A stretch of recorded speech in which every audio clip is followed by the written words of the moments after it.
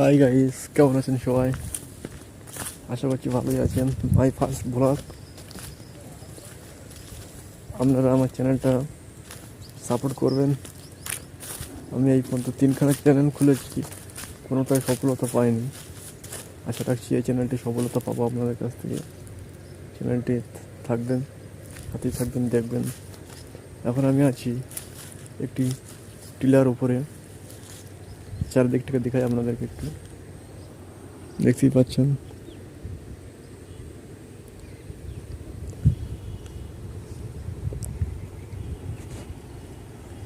কতটা উপরে আমি দাঁড়িয়ে আছি।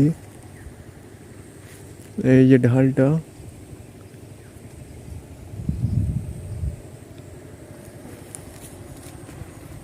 এদিকে ধানের জমি। একটু জুম করি।